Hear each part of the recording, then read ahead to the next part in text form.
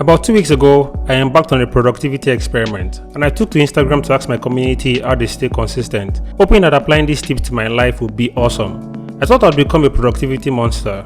Turns out, I was wrong.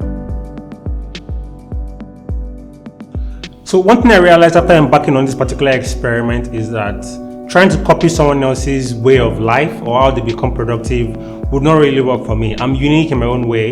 There are some things that are particular to me that I should actually understand before trying to become productive. And these were the things I decided to start looking out for after performing this experiment of trying to apply other people's way of life into mine. And I've come up with a couple of ways I believe you also can become productive by searching deep within you to understand how best it can work for you.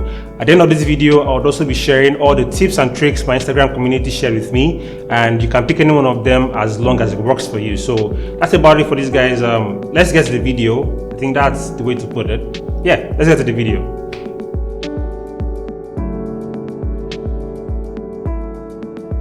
As a creative, I understand that everyone struggles with motivation, and if there's some sort of secret as to how successful creatives stay productive, I'd have figured it out already. But in my eyes, it's really hard to always be productive.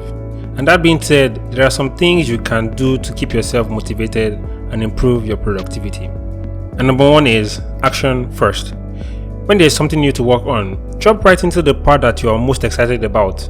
Don't get stuck in the linear crazy process that exists, so just keep working. This helps break the wall of procrastination and gets you excited about the project, which in turn makes the less exciting part of the work more interesting. Number two, break down the big tasks. Making lists can be helpful, but when you have a short list of big things, you can get overwhelmed really fast, and nothing kills creativity faster than anxiety. So break down the big task into smaller detailed things so you have a long list of tasks that you can do and quickly check off, which will in turn make you feel like you are being productive, and that will motivate you to keep going. Number three, look for inspiration in new places. We are all active and aware of great inspiration sites like Behance, Dribbble, Pinterest, and more. But sometimes going back to the same place for inspiration doesn't inspire you. Instead, go for a walk, read a short story, pick up that old dusty book in your library and spend some time looking at polished posters. Do something different and find inspiration somewhere new. The fourth one is quite weird, but be terrible on purpose. Sometimes the best way to get out of a creative block is to make something horrible on purpose. You would be surprised as to how well this can actually work.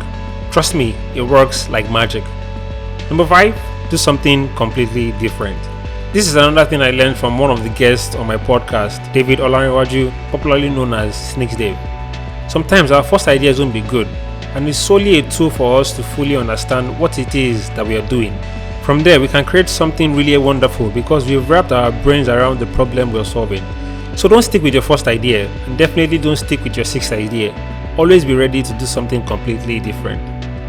Number six, give some love to your workspace. If you're not in a creative environment, it's hard to feel creative, so get creative with your space and give it some life. Maybe hang a few prints on your wall, get some plants.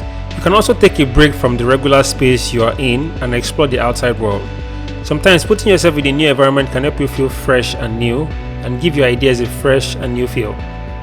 And the last one, which is quite important and can be overstressed, is to take care of yourself and be kind to yourself. It's really hard to be creative if you didn't get enough sleep, if you didn't have a good breakfast, or if you are feeling crappy about something going on in your life. So take care of yourself, and that will help you be creative. Burning the midnight oil is awesome, but if this happens without proper care for your physical and mental health, this will kill your creativity and hurt whatever it is you're working on. So to sum it all up, you have to stay curious and a little uncomfortable if you want to feel motivated to work.